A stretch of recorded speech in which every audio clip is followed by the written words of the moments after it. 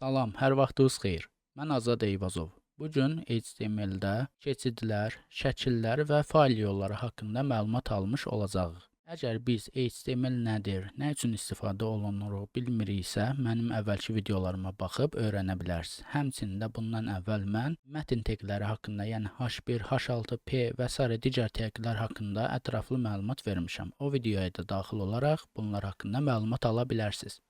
Keçidlər deyəndə nəyi nəzərdə tuturam? Keçidlər, yəni linklər. Yəni, məsəl üçün, Google-a daxil oluruq, tutaq ki, HTML nədir yazırıq və orada başlıqlar gəlir ki, HTML nədir? Azad Eyvazov. Məsəl üçün, mənim saytım çıxmış olur. Biz onun üstünə gəldikdə və kliklədikdə həmin sayt açılmış olur. Bu, keçidlər vasitəsilə alınır. İndi bunu praktiki olaraq biz öyrənəcəyik. Bunun üçün biz VS Code-a daxil oluruq. Keçən dərsdən qalan bizim kodlarımızdır bunlar və burada yeni bir şey var. html.jpg. Bu bizim şəklimizdir və bu dərsdə mən bunu istifadə eləyəcəm. Yeni bir fayl yaradırıq. Adını qoyuram links.html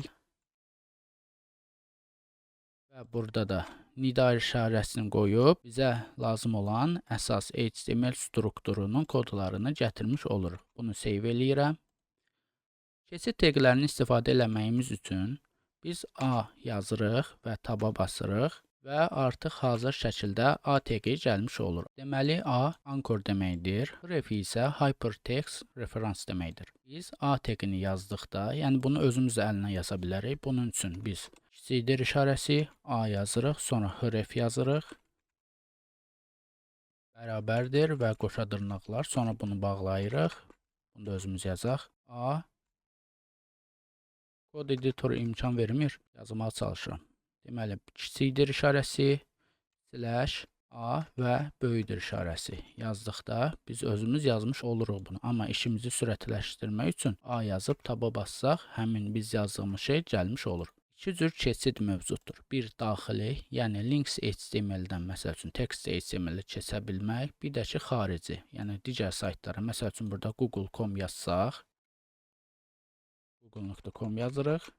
Burada isə istifadəçiyə görsənəcək hissəni, yəni yazını yazmış oluruq. Google yazdıq, bunu save elədik. Biz bunu görməyimiz üçün daxil oluruq bura. Yəni bizim faylımız hansı qovluqdadırsa ona daxil oluruq və brauzerdə açırıq. Mən Google Chrome-da açıram. Gördüyünüz kimi Google gəlmiş oldu. Default olaraq yazısı göyrəncdə olur və altında xətt olur. Bu mətnin link olduğunu bildirir. Biz bunun üstünə kliklədikdə Google.com açılmır. Niyə? Çünki HTTPS yazmamışıq. Əgər xarici bir sayta keçid vermək istəyiriksə, HTTPS, yəni Hypertext Transform Protocol Secure deməkdir.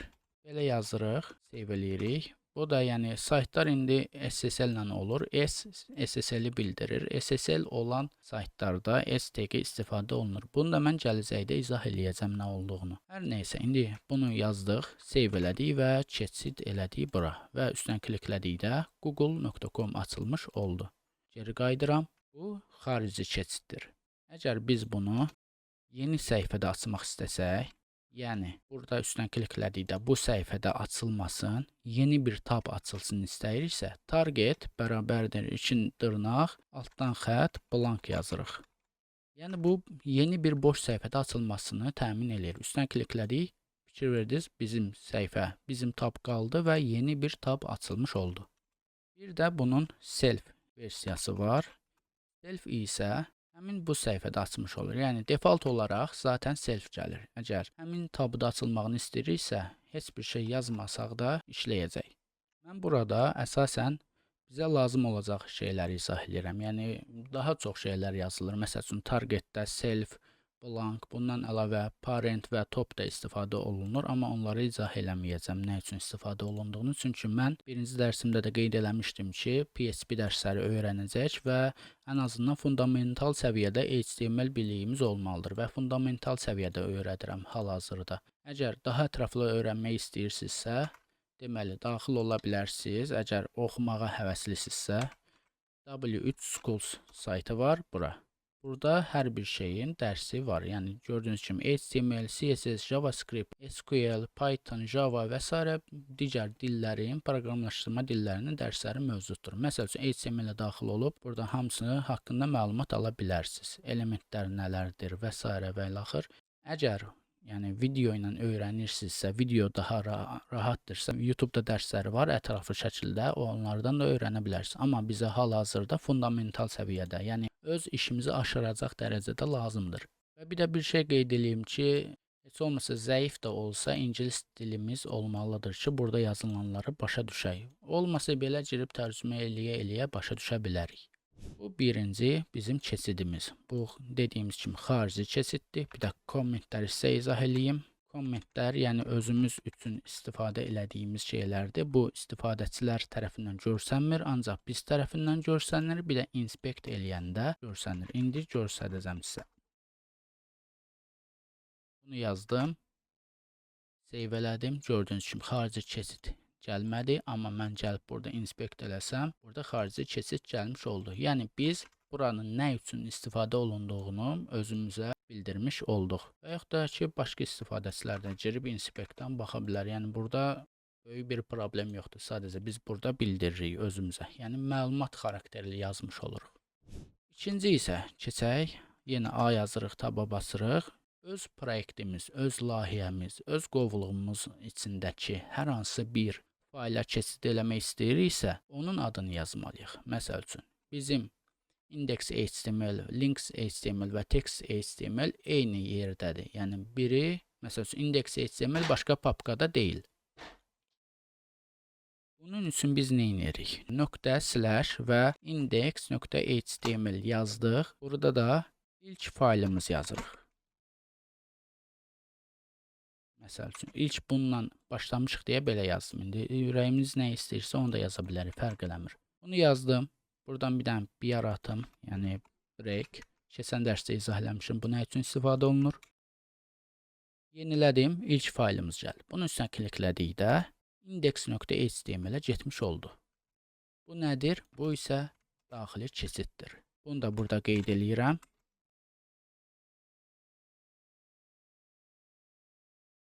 Deməli, biz bu gün nələri öyrəndik? Yəni, keçidlərdə komment olaraq qeyd eləyim.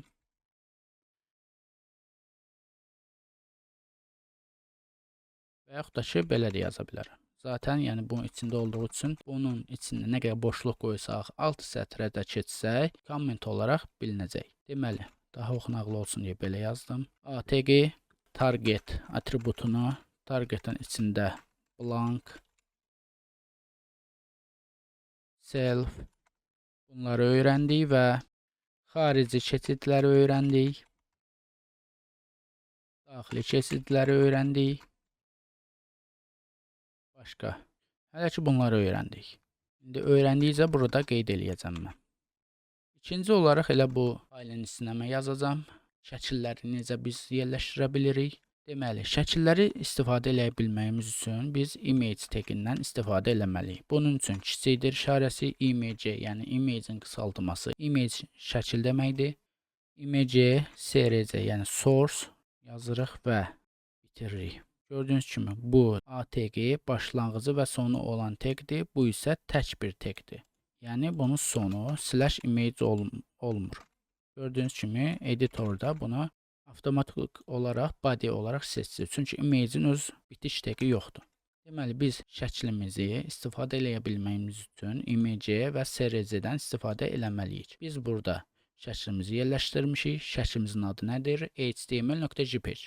Buna görə nə etməliyik? Hal-hazırda, yəni links.html faylı olan hissədə html.jpg faylını axtarırıq. Axtarırıq deyəndə, yəni yazırıq. Bunun üçün, yəni eyni yerdə olan bir faylı yazmağımız üçün, göstərməyimiz üçün //dən istifadə edilir. Həmçinin də daxili keçidlərdə. Birazdan fayl strukturunu öyrədəcəm. Orada da fərqli cür yazacaq. Yəni // yazmayacaq. Deməli, bunu yazdım, save elədim, gəldim, yenilədim. Burada gəlmədi. Çünki index.html-də qalmışdıq. Mətin təqləri də burada qalıb, bunu çıxardıram. Gəldim bura, yenilədim. Yeniləməsəm də belə gəlmiş oldu. Gördüyünüz kimi şəklimiz gəldi. Bu niyə belə gəldi? Google yuxarıda, ilk faylımız aşağıda, şəkil ortada. Çünki biz burada BR atmadıq. BR atırıq. Şəklimiz biraz aşağı düşdü. Bir dənə BR atırıq. Yenilədik. Daha da aşağı düşmüş oldu. Biz ilk şəklimizi faylımızda yerləşdirmiş olduq. Deməli, biz nə eləyirdik? Şəkil yerləşdirmək üçün image tagindən istifadə eləyirdik. Image tagində şəklin yolunu göstərmək üçün series atributundan istifadə eləyirdik və faylımızın yolunu bildirirdik ki, faylımız biz olan hissədədir və faylımızın adı HTML, növü isə JPG-dir.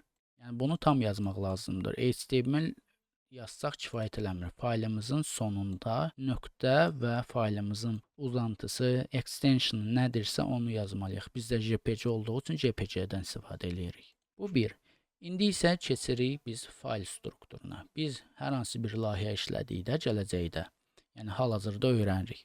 Gələcəkdə layihələr qurduqda biz hamısını tək bir yerdə saxlamağımız düzgün deyil. Biz faylları fərqli bir qovluqda, nə bilim, kodları fərqli bir qovluqda saxlamalıyıq. Bunun üçün nə etməliyik? İlk öncə qovluq yaratmalıyıq. Biz qovluq yaradırıq şəklimiz üçün. Şəklimiz üçün ilk öncə yaradırıq birinci assets qovluğu. Bu nə işə yarayır? Bunun içində biz bütün fayllarımızı, CSS fayllarımızı, JavaScript fayllarımızı saxlayacağıq. Amma indi hal-hazırda şəkil olduğu üçün bizim əlimizdə və CSS və JavaScript dərsi keçmədiyimiz üçün biz onları əlavə eləmirik. Sadəcə şəkil üçün assetsin içində bir dənə də images papkası yaradıram. Papka yaranmadı, fayl yaratdım səhvliklə. Yeni bir papka yaradıram.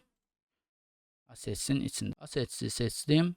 Bunun içində images papkası yaratdım və images'ın içinə HTML JPG faylımı, şəklimi göndərirəm. Burada move eləyirəm, yəni yerini dəyişdim. Assetsin içində, images'ın içində html.jpg. İndi baxaq şəklimiz gələcək. Təbii ki, yox. Niyə? Çünki yolu səhvdir. Çünki bizim faylımız hal-hazırda links.html olan hissədə deyil, onunla bərabər olan assets papkasının içində və onun da içindəki images papkasının içindədir. Buna görə nə etməliyik? Belə olmayacaq, belə düzgün deyil. Biz indi belə yazırıq. // assets, assetsin içində images, images'in içində html.jpg. İndi baxacağıq ki, bizim şəklimiz gəldi. Mən məsəl üçün bir dənə papka yaradıram. Digər bir variantı göstərmək üçün, məsəl üçün bizim assetsin içində yox, ümumi papkanı. Ümumi papkanı da seçmək üçün ya deyəndə bura klikləyirik. Gördüyünüz kimi option seçildi, göy rəng oldu. Qovluq yaradırıq. Burada yazıram codes. Məsəl üçün. Codes'da links.html'i götürüb atıram codesun içinə. İndi baxırıq ki, bizim faylımız yoxdur. Niyə? Çünki bizim faylımızın yolu dəyişmiş oldu. Codes içində links.html və burada şəkil gəlmədi. Niyə? Çünki bizim yolumuz fərqlidir. Hal-hazırda bizim aid olduğumuz hissədə, yəni codes altında links.html var. Biz links.html-dəyik. Links.html ilə assets eyni yerdə olmadığı üçün görsənmir. Biz nə eləməliyik onda? Bu zaman bir dənə geri qayıtmalıyıq. Buna görə də 2 dənə nöqtə sonra slash elədik. Yəni ki, bir dənə geri qayıtdım. Yəni hal-hazırda codesun içindəyik. Codesun içindən çıxdım. 2 nöqtə, bir slash vasitəsilə. İçindən çıxandan sonra nə var? Assets ilə qarşılaşdıq. Assets-ə daxil olduq. Gördük içində nə var? Images papkası var və images papkasının daxil olanda içində görürük ki, HTML JPG faylımız var və bunu da bura yerləşdiririk. Sonra save eləyirik. Baxırıq ki, bizim şəklimiz yenə gəlmiş oldu. Bu qədər sadə. Biz məsəl üçün başqa bir dənə faylımız olsun, HTML2. Eyni şəkillərdir, sadəcə izah eləmək üçün istifadə edirəm. Biz HTML-i yox, HTML2-ni seçmək istəsək də, onun adı HTML2 olduğu üçün HTML2.jpg yazmalıyıq və yeniləyirik. HTML2 şəklimiz gəlmiş oldu. Gördüyünüz kimi bu HTML2 şəklidir. Buna daxil olanda current source hissəsindən görürük ki, həqiqətən də həmin fayldır. Belə dostlarım, qardaşlarım, sirdaşlarım, yoldaşlarım, dərsimiz bu qədər idi. Linkləri öyrəndik, şəkilləri öyrəndik və fayl strukturunun necə qurulmalı olduğunu sadə şəkildə öyrəndik. Bu qədər. Əgər videomu bəyəndinizsə, bəyənmə butonuna, knopkasına basmağı, hər hansı bir qaranlıq yer qaldısa, rəy bildirməyi və yaxud da hal-əhval tutmaq üçün də yaza bilərsiniz.